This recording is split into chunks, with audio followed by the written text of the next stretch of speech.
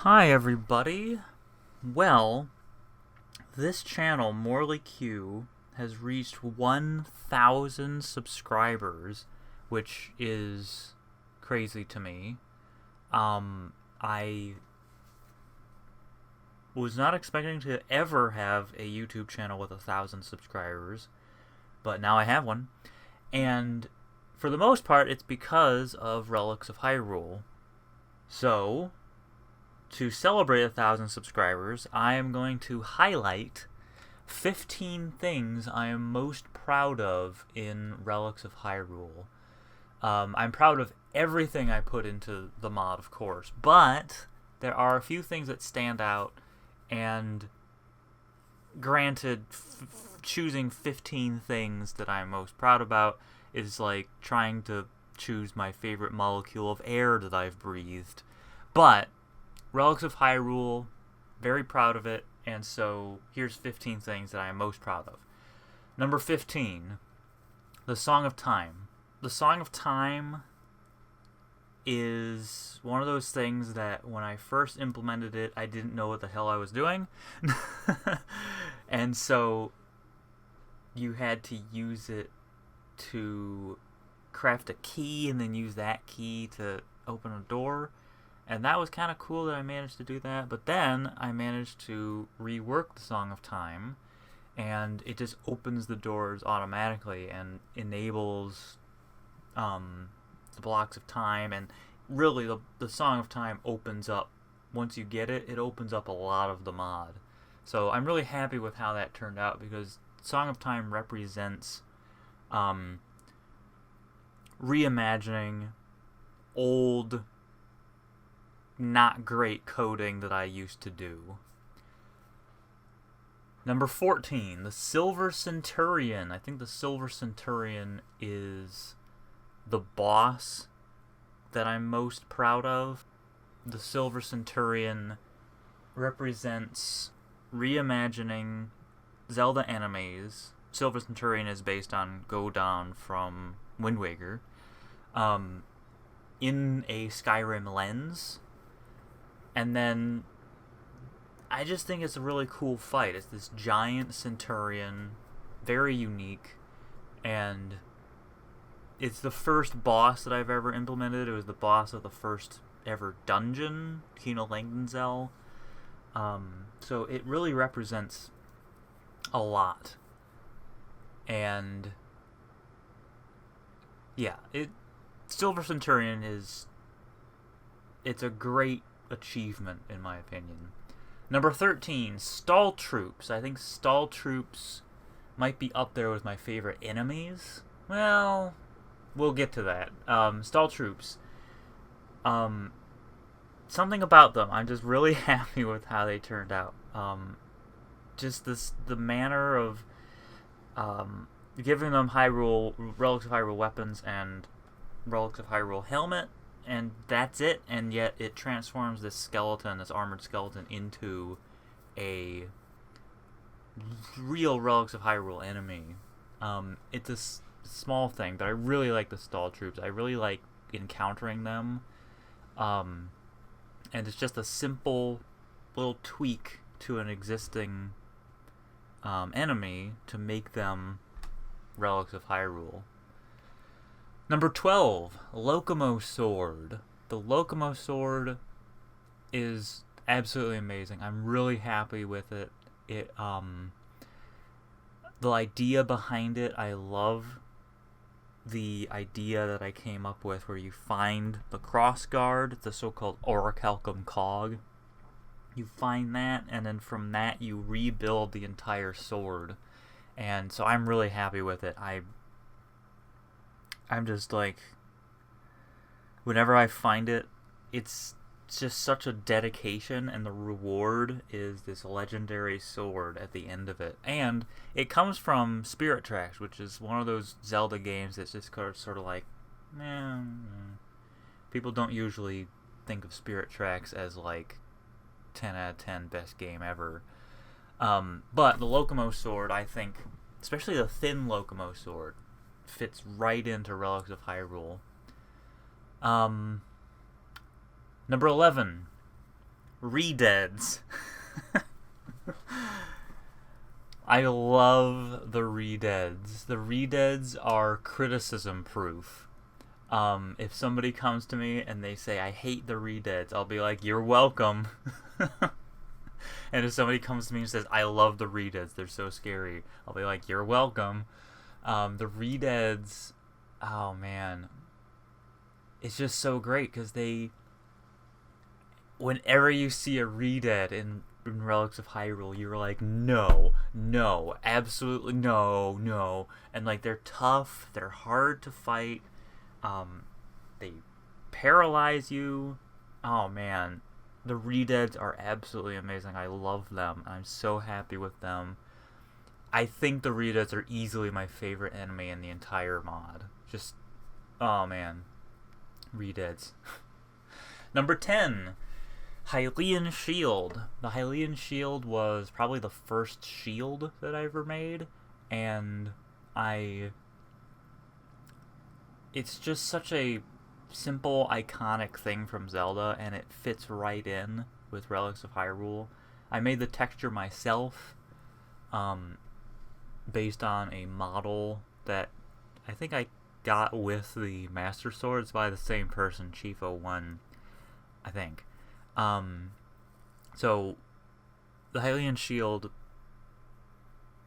it's one of those things that, like, whenever I find one, I'm just like, this is great. I love it.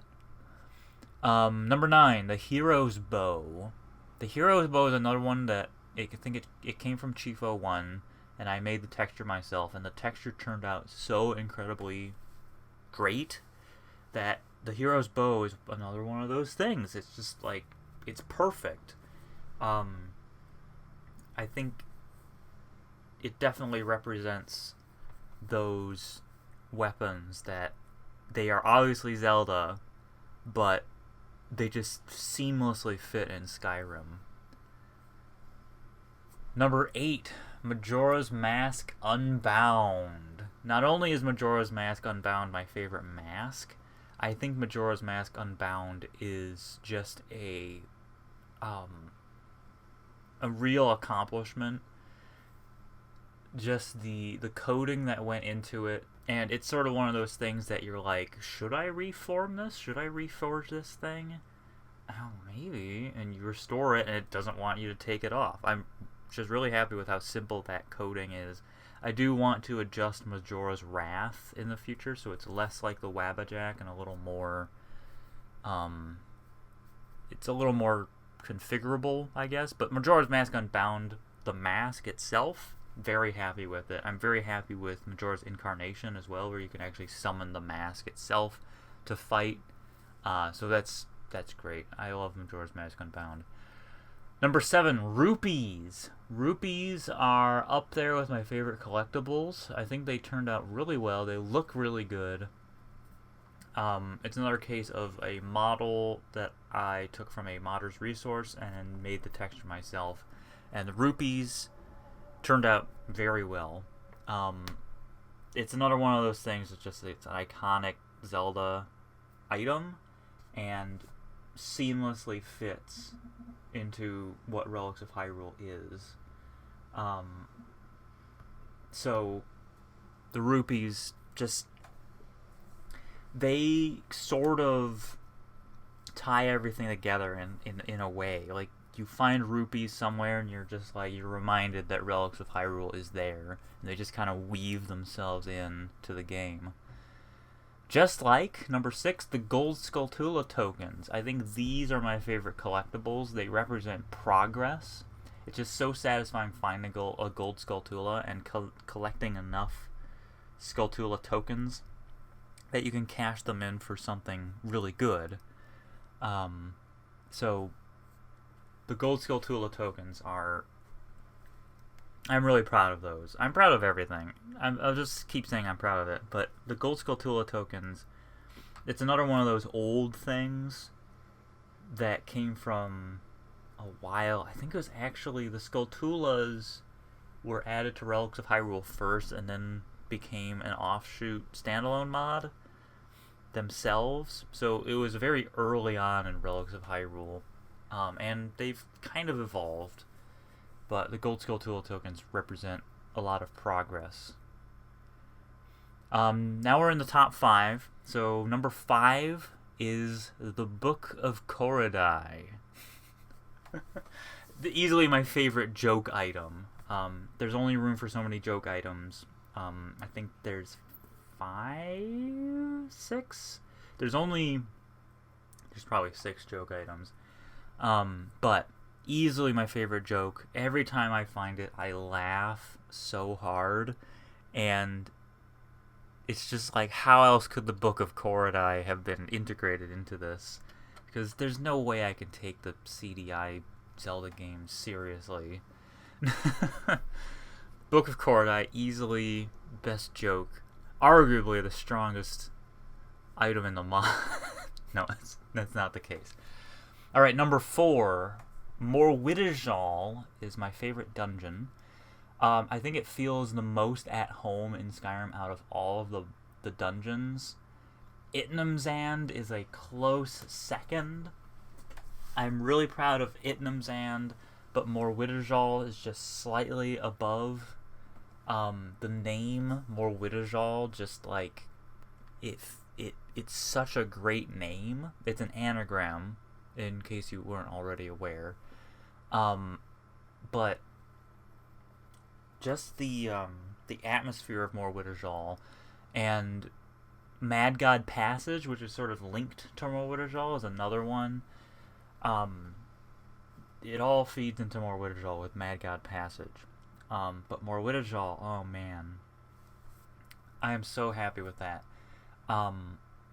It's one of those things that I love Morwidijal so much, but I do see that it has some quirks here and there that I do want to iron out. But the way that it's set up, and just the way that it flows, and Majora's Priest, the boss, is great. It turned out incredibly well. And when you find the Fierce Deity Sword at the end of Morwidijal, the moment that happens when you get the Fierce Deity Sword, also absolutely amazing. So I'm really happy with Morwidijal. Top 3. Terminin Forge, number 3. It's my favorite crafting thing, and it represents the first intersection of all my standalone mods. If there's one sort of place that represents Relics of Hyrule, it's the Terminin Forge, because that was the way that I connected everything. It came from the Hylian Shield mod, but it just sort of intersected with Relics of Hyrule in such a great way that there was no other way that it could work. Like, the Terminin Forge, it came from a standalone mod, and it just integrated into Relics of Hyrule and became one of the center points of Relics of Hyrule. The Ancient Enchanter is similar. It came from the Golden Goddess Spells mod, but the Terminin Forge, it's centralized. It's, in Whiterun Hold, and so it's sort of central, and it just sort of, it brings everything together. Number 2 is the Master Sword. It is my favorite weapon in the mod, and it started everything. It is a very close second to the thing I'm most proud of in Relics of Hyrule, and I'll get to what I'm most proud of in Relics of Hyrule. But Master Sword was the first Zelda mod I ever made, and from the beginning, the story that goes through Relics of Hyrule, that was my story with the Master Sword mod. So the Master Sword, it's just, it holds everything together. It is the keystone to Relics of Hyrule. Nothing, it would not have happened without the Master Sword, and that's one of the reasons why the design of the Master Sword has remained the same throughout the entire mod. Sometimes people suggest that I make it different, that I make it higher resolution. I can see making the textures higher resolution, which I have done, and I've adjusted the textures, but the model, the look of it, I will never change, because I didn't make it, Chief01 made it, but it's just such an integral part of Relics of Hyrule. It's just such a deep root to the mod that I cannot see changing its appearance. And without it, the mod wouldn't be here. So the Master Sword is definitely top weapon, top item, I think. The branching paths, the way that it connects with the Golden Goddess spells, and the Terminated Forge and the Ancient Enchanter and the White Ring and everything that the Master Sword has brought to the mod. It's just top notch. And then finally, the thing I am most proud of with Relics of Hyrule is the Triforce. The Triforce was added in version 6.0, which was a long time ago. But the Triforce, to me, represents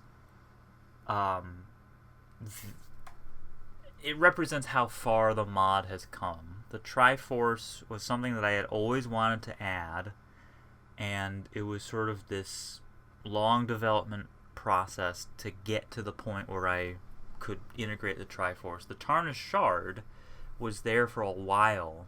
Since JKalenad was added, I knew that I wanted to add the Triforce, and it was just a matter of time until I had the skills necessary to make the Triforce work.